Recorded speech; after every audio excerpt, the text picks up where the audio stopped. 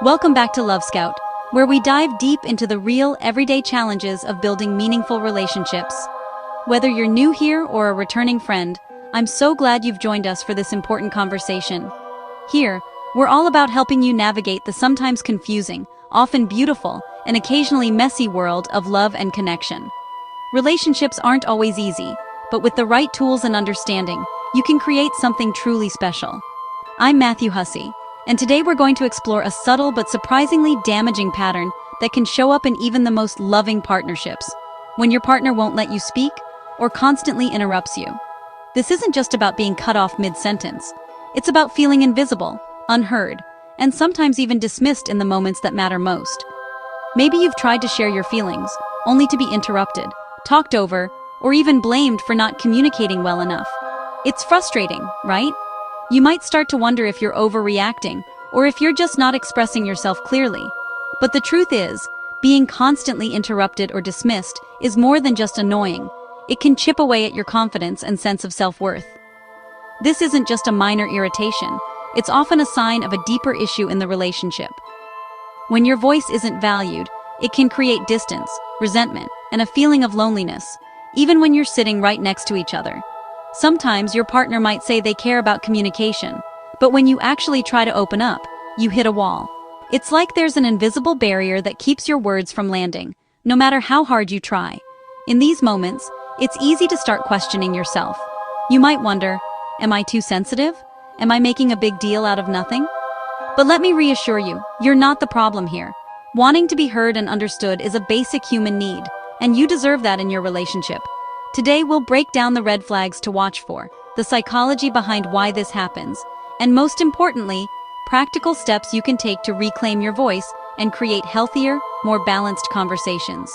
You'll learn how to set boundaries, express yourself with confidence, and encourage your partner to truly listen, so you can both feel seen and valued. Because at the end of the day, a great relationship is a duet, not a monologue. Let's make sure your voice is heard, and that you and your partner can create a harmony that lasts. Picture this. You walk through the door after a long, exhausting day, your mind swirling with thoughts and emotions you're eager to share. Maybe you've been holding on to a story from work, a funny moment, or even just the weight of your stress, hoping your partner will listen and understand.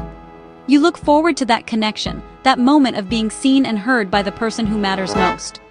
But as soon as you start to speak, your partner takes over the conversation. Suddenly, it's all about their day, their frustrations, their stories. Your words are left hanging in the air, unacknowledged, as if your experience is just background noise. In that moment, you feel yourself shrinking. Your excitement or need for comfort is brushed aside, and you're left feeling invisible, as if your presence barely registers. It's not just about being interrupted. It's about feeling like your inner world doesn't matter. Maybe you try to bring up something that's bothering you, hoping for understanding or support. But instead, your partner gets defensive, cuts you off, or dismisses your feelings entirely.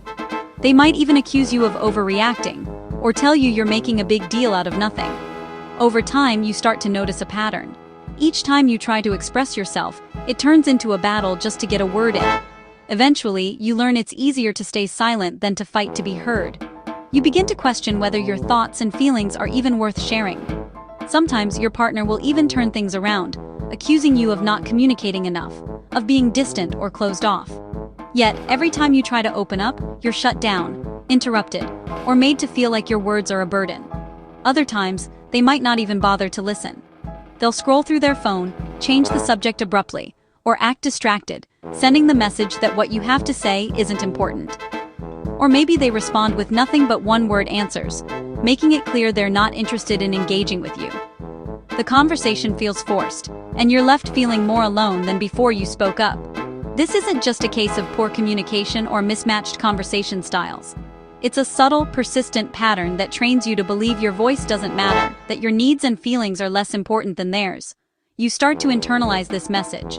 You wonder if you're too sensitive, too needy, or just not interesting enough. Doubt creeps in, and you begin to silence yourself before you even try to speak. What's really happening is a slow erosion of your self-esteem. It's not just about communication. It's about being made to feel small, unimportant, and emotionally isolated, all under the guise of everyday interactions. This is a subtle form of control, one that chips away at your confidence and leaves you feeling alone, even when you're sitting right next to the person you love. The loneliness can be overwhelming, and you might start to believe that this is just how relationships are supposed to feel. But it doesn't have to be this way. Recognize this pattern for what it is, a sign that your needs are not being respected. Awareness is the first step toward reclaiming your voice and your sense of self. Your feelings are real, your experiences matter, and you deserve to be heard and valued in your relationship. Remember, you are not alone, and you have every right to speak up for yourself. One of the most damaging things you can hear from someone you care about is a demand that feels impossible to meet.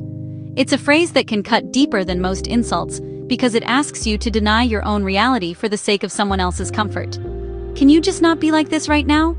These words might sound simple, but they carry a heavy weight. They're not just a request for peace. They're a demand for you to silence your feelings, to put your pain on pause, and to pretend that everything is okay when it's not. This isn't about healthy emotional regulation or taking a moment to cool off. Instead, it's about suppressing your emotions so the other person doesn't have to deal with them. It's about making your needs invisible, so theirs can take center stage. Over time, this can make you question whether your feelings are valid at all. A loving partner moves toward your pain with care and curiosity. They want to understand what you're feeling, even if it's uncomfortable for them. A controlling partner, on the other hand, wants you to hide your pain, to tuck it away so they don't have to face it. This difference is subtle, but it's everything. Often, these impossible demands come up when your feelings are a direct result of their actions, when you're hurt because of something they did or said. Instead of taking responsibility, they shift the focus to your reaction, making it seem like your emotions are the real problem. Rather than addressing the issue at hand, they zero in on how you're expressing your pain. You might start to feel ashamed for being hurt, as if your emotional response is an inconvenience or a flaw. This can lead to a cycle where you suppress your feelings just to keep the peace. Over time, you learn to wear a mask. You become skilled at pretending everything's fine, even when you're struggling inside. You might laugh at jokes, join in conversations, and go through the motions, all while hiding your true feelings from the person who should care the most. This creates a deep sense of isolation. You may be physically together, but emotionally, you're alone with your struggles. The distance grows, not because you want it to, but because you've been taught that your real self isn't welcome. True intimacy can't exist where emotional honesty is forbidden. When you're forced to hide your feelings, the connection between you and your partner becomes shallow, and the relationship loses its foundation of trust. Don't let anyone convince you that your feelings are a problem to be managed or hidden away. Your emotions are signals, important messages about what matters to you and what needs attention. You deserve a partner who welcomes your real emotions, who sees your vulnerability as a strength, and who stands with you in your moments of pain, not someone who asks you to disappear when things get hard. When someone constantly interrupts or invalidates you, it's not a communication issue, it's about control. Healthy communication is a two-way street. Control is about managing the narrative. By dominating conversations, they dictate reality and make you doubt your own perceptions. This is gaslighting, not love. A controlling partner wants compliance, not connection.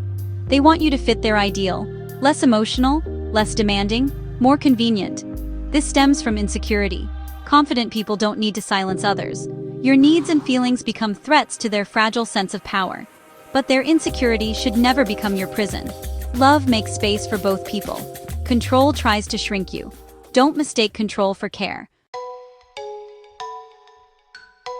Emotional safety is the foundation of any healthy relationship. When you're constantly shut down, that foundation crumbles. You learn it's not safe to be vulnerable, so you self-censor to protect yourself. The relationship becomes superficial. Real conversations disappear. Without emotional safety, you're just coexisting, not truly connecting. You deserve a partnership where your voice and feelings are safe. Watch out for people who say, "I want someone chill," or "no drama." Often this is code for no emotions. They want the perks of a relationship without the work of real connection. A mature partner knows life isn't always easy. Real relationships involve tough conversations and emotions. If someone defines drama as emotional expression or needs, they're not ready for true intimacy. Ask what drama means to them. Their answer reveals everything. Don't settle for someone who wants an accessory, not a partner. Move on if they can't handle the real you. Real love isn't a constant wellness retreat. It's messy, challenging, and sometimes uncomfortable. True intimacy is built through vulnerability and working through conflict together. The strongest couples aren't conflict-free. They know how to repair and grow from disagreements. A no-drama partner isn't open to real connection. They want good vibes only, not real life. The best relationships aren't perfect. They're safe enough for both people to be real. Don't chase the illusion of a chill relationship. Chase one that's strong enough to hold all of you, on good days and bad. That's where real love lives. If you've been silenced, the first step is recognizing this as a control tactic, not your fault. Stop blaming yourself for being too sensitive. Set boundaries in calm moments. I want us both to feel heard. Can we let each other finish before responding? Watch their response. A caring partner will listen and try to change. A controlling partner will deny, deflect, or blame you. Their reaction tells you everything about your future together. You can't force respect or value for your voice. Prioritize your emotional health. Seek counseling or consider moving on if things don't change. Protecting your well-being isn't selfish. It's necessary. You deserve a partner who's excited to hear your voice. True communication is a partnership, not a competition or a monologue. Both people must build and maintain the bridge between their worlds. Beware of those who dominate, dismiss, or demand no drama. These are red flags. Your voice, feelings, and perspective matter. A great partner celebrates your voice and wants to understand you. Don't let anyone convince you otherwise. Thank you for joining me at LoveScout. Share your experiences in the comments.